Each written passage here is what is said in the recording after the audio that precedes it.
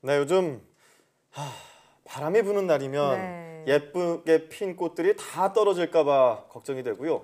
바람이 안 부는 날은 미세먼지 때문에 걱정인데요. 네, 자 이렇게 바람이 불어도 걱정, 불지 않아도 걱정, 바람 잘 날 없이 근심 걱정 많은 분들이 있죠. 그래서 드림캐쳐 걱정 인형 같은 상품이 나오기도 했는데요. 네, 오늘은 하나부터 10까지 걱정이 많은 현대인들의 심리에 대해 알아보려고 합니다. 연세대 심리학과 이동기 교수와 함께합니다. 어서 오세요. 네, 안녕하세요. 네, 교수님께서는 늘 미소를 이렇게 짓고 계셔서 그런지 별로 걱정이 없으실 것 같다 이런 생각을 했었는데요. 그렇지 어떠신가요? 않죠. 예, 혹시 방송에서 얘기할 말이 생각나지 않으면 어떡할까? 또 중간에 기침이 나면 어떡하나? 잔 걱정 되게 많죠. 잔 걱정들이요. 예, 황보혜경 앵커도 걱정 많으시죠? 네, 저도 좀 많은 편이에요. 네, 그래서 준비를 철저히 하시고 방송에 임하시는 오, 거 그렇습니다. 자, 이렇게 주위에 보면 작은 일에도 크게 걱정을 하고 늘 네. 근심 걱정을 달고 사는 사람들이 있는데요. 특히 새로운 일을 시작할 때면 걱정이 너무 심해서 이 심한 스트레스를 호소하는 분들도 네. 있습니다. 이렇게 근심 걱정이 끊이지 않는 사람을 심리학적으로 어떻게 표현하나요? 일반적으로 사실 걱정하지 않아도 될 만한 거를 걱정하는 분들 있잖아요. 이런 경우를 저희가 이제 과잉 근심 증후군이라고 얘기를 하고요. 이게 정도가 심해지면 심리학적으로는 범불안 장애라는 말이 있습니다. 이게 범사에 모두 다 불안하다 이런 뜻이거든요. 네. 예, 실제 이렇게 되면은 매사에 어떤 거 이렇게 되면 어떡하지, 저렇게 되면 어떡하지, 잔 걱정들이 계속 많아요. 그러니까 모든 게 걱정의 주제가 될 수가 있고요. 이게 이제 유전적인 요소가 있을 수도 있고 또 때에 따라서는 참사라든지 사건 사고를 경험하게 돼서 경험적으로 그 이후에 불안이 증폭될 수도 있습니다. 네. 근데 이렇게 특히 이제 미래가 불투명하고 뭔가 현실이 더 나아질 것 같지 않고 이런 느낌을 하게 되면 이런 걱정이 더 증가되는 그런 모양을 보입니다. 네. 네. 그런데 꼭이 범불안 장애를 갖고 계신 분이 아니더라도 솔직히 요새 걱정 없이 사는 사람이 어디 있겠어요? 그렇죠. 맞아요. 네. 그런데 과거에 비해 현대인들의 근심 걱정이 더 늘어났다고 볼 수 있을까요? 실제로 그 절대적으로 이게 늘어났는지는 확실치는 않아요. 네. 하지만 현대가 훨씬 다원화되고 복잡해졌잖아요. 그러니까 걱정의 어떤 유형이라든지 양상 이런 것들은 훨씬 복잡하고 그 수도 아마도 좀 더 증가 추세에 있지 않나 그렇게 생각이 됩니다. 네. 사실 지금 현재 우리 사회는 상당히 걱정이 아주 어릴 때부터 나이 들 때까지 계속 걱정인데 예를 들어서 네. 10대는 학업이 걱정이고 맞아요. 20대는 취업 걱정하고 30대는 불확실한 미래에 네. 대해서 걱정을 하고요. 맞아요. 40대는 이 팍팍한 현실에서 또 어떻게 먹여 살리나 그 책임감 때문에 걱정하고 아이고야. 50대는 은퇴한 뒤를 걱정하고요. 예. 네. 60대는 노후 걱정을 하죠. 아우, 걱정 처음부터 끝까지 투성이네요. 걱정을 하게 됩니다. 네. 네. 예.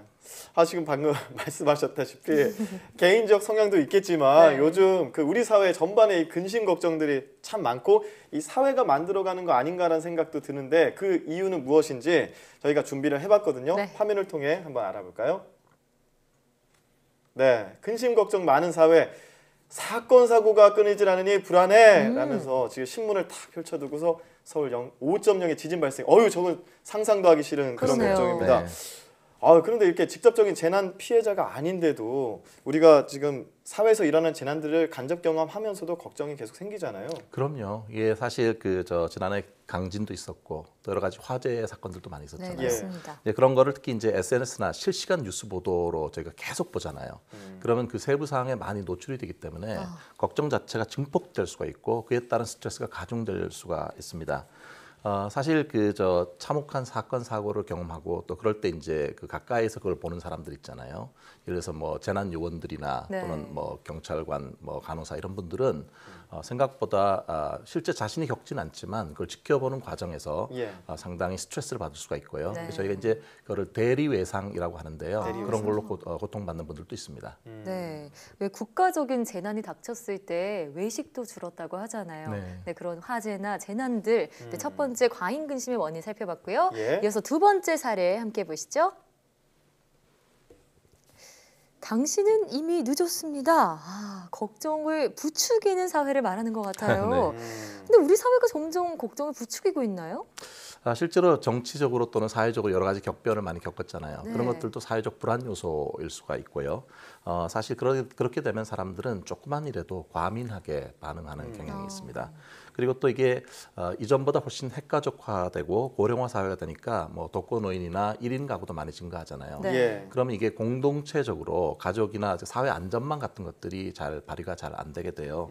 그러면 그 걱정하고 공포스러운 그런 느낌 같은 거를 개인이 혼자 고스란히 다 이게 그 또 함께 받아들이게 되는군요. 그렇죠. 그렇게 되니까 이제 이렇게 되면 저희가 이제 최근에 하는 얘기 중에 하나가 램프 증후군이 걸린다. 네. 오. 램프 증후군 뭐냐면 왜 저기 알라딘의 요술 램프 같은데 요정 지니가 나오잖아요. 예. 근데 지니를 문지르면 사실은 선물이 나와야 되지만 네. 여기는 뭐냐면 하나하나 걱정하다가 마치 램프를 문지르면 걱정이 하나둘씩 계속 자꾸 나오는 거예요.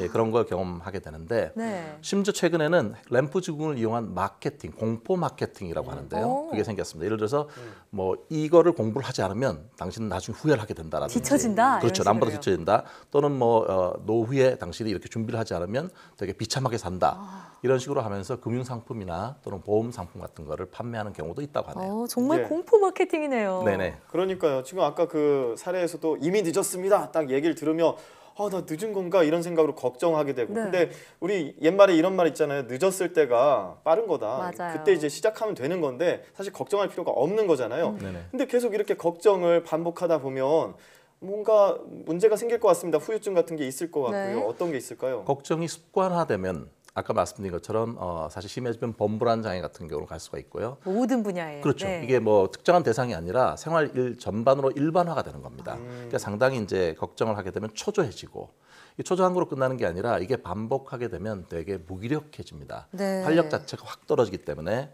그러면 상당히 가라앉는 그런 느낌이 드는데요. 예. 심리학자 매슬로우는 그런 얘기를 했어요. 우리가 이제 여러 가지 심리적 욕구가 대단히 중요한데 안전에 관한 욕구가 대단히 기본적인 욕구 중에 하나예요.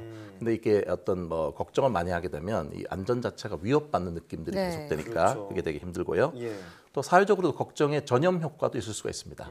이 사람이 걱정하고 저 사람이 걱정하고 뭐 모두가 걱정하고 SNS에서 걱정투성이면 어떻습니까? 이게 네. 확산될 수가 있고 때에 따라서는 사실이 아닌 정보 같은 것들도 오히려 또 뭐 음모론이라든지 이런 예, 것도 가짜 퍼질 수가 뉴스. 있죠. 예. 그것도 문제가 될 수가 있는데요. 네. 특히 공동체의 어떤 연대 의식이 상당히 약화되는 상태에서 이런 걸 아까 고스란히 받게 되면 점점 믿고 의지할 데가 없다는 그런 생각 같은 것들이 생기니까 상당히 불안해질 수가 있겠죠. 네. 예. 이렇게 걱정할 것들이 많다 보니까 사람들이 어떻게든 저마다 걱정을 덜어내려고 노력을 하기 마련인데 그래서 저도 이 드림캐쳐라는 걸 준비했습니다. 갖고 오셨네요. 네. 오. 네, 이게 뭐냐면요. 뭐예요?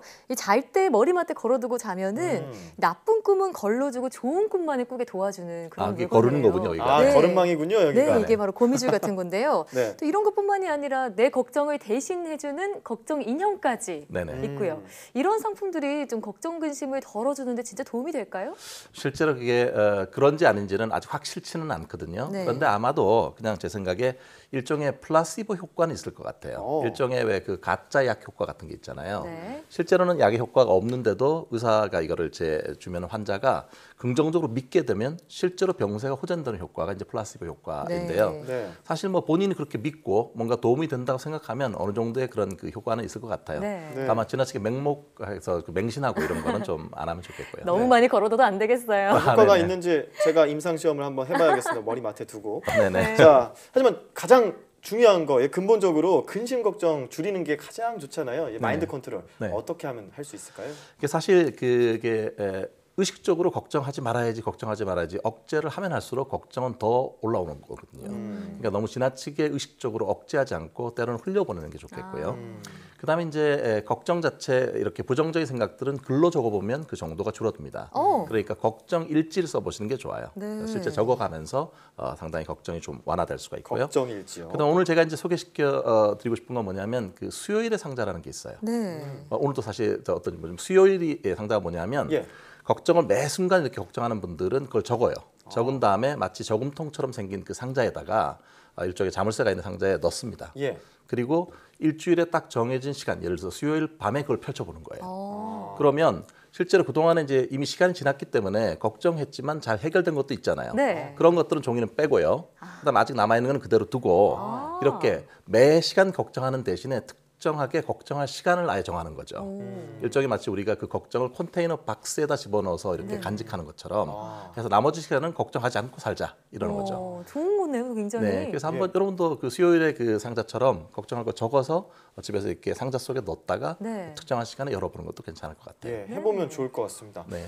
노래도 있잖아요. 걱정 말아요 그대. 지나간 것은 지나간 대로. 그런 네. 의미가 있죠. 노래 잘하시는데요. 네. 그러니까 오늘 이 생각연구소 시간도 그런 의미가 있습니다. 네. 네, 지금까지 연세대 심리학과 이동기 교수와 함께 이야기 나눠봤습니다. 오늘 말씀 고맙습니다. 네, 감사합니다.